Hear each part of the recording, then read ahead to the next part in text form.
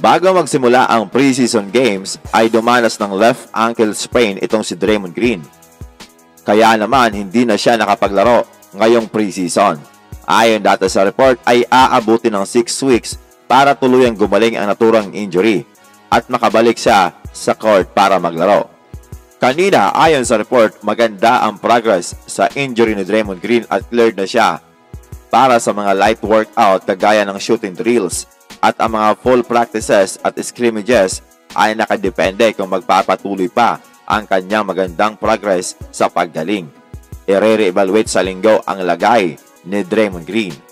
Dapat makabalik na si Green mga amigo dahil siya ang heart and soul ng Golden State Warriors. Samantala dumako naman tayo sa Los Angeles Lakers. Bago magsimula ang preseason games ay 4 lamang ang siguradong kasama sa starting lineup nila na pinangalanan ni Coach Darvin Ham at ang pang-5 ay nakadependa sa resulta ng training camp lalo na sa preseason games. Ang sigurado ay si D'Lo, Austin Reeves, AD at LeBron. Ngayon mga amigo ay mukhang mas may linaw na rin kung sino ang pang-5 magiging starter. Sa last video natin mga amigo ay tinalakay natin kung bakit fit ba etong si Taurean Prince na maging starter ng Los Angeles Lakers. At mukhang nag-agree naman sa atin ang ibang player ng Lakers na ini-endorse talaga itong si Prince na mapabilang sa starter. Ayon sa kanyang former teammate sa Timberwolves na si D'Lo, tamang fit talaga si Prince para sa kanila. Sa opensa ay ginagawa niya ang mga bagay na lagi niya naman ginagawa. Agresibo daw ito sa 3-point territory at maging sa pag-atake sa mga close-out at ginagawa niya ito ng napaka-efficient. Marami daw talaga ang kakayahan ni Prince, hindi lang basta siya isang shooter.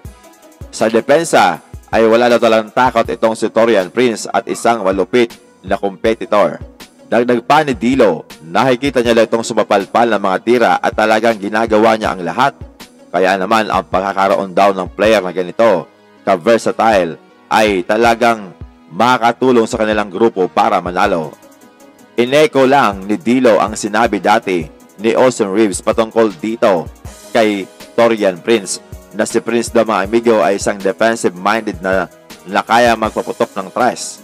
Ang 3-and-D wing player daw ngayon mga amigo ay napakamahal na commodity sa NBA. Ayon sa report, ang playing style ngayon ni Darvin Ham ay 5 out. So definitely, lahat ay dapat may kakayahang pumukol ng tres. 3 ang pwede dyan mga amigo sa Lakers. Itong si Prince, Rui at si Christian Wood. Maging si Anthony Davis ay gusto din itong si Taurean Prince mga amigo. Ayon kay AD, si Prince daw ay isang veterano, professional at talagang maayos ang shooting. Mapapractice man yan o kaya sa totoong laro. Malupit din daw na defender etong si Taurean Prince mga amigo. Hindi niya daw talaga alam kung sino ang isasama bilang starter pero sa kanyang palagay daw ay mas nakakaangat na etong si Taurean Prince na mapasama bilang starter mga amigo. Nako, nalamangan niya na si Rui at Jared Vanderbilt. While kahit sino pa ang maging starter basta't ang mahalaga ay manalo sila.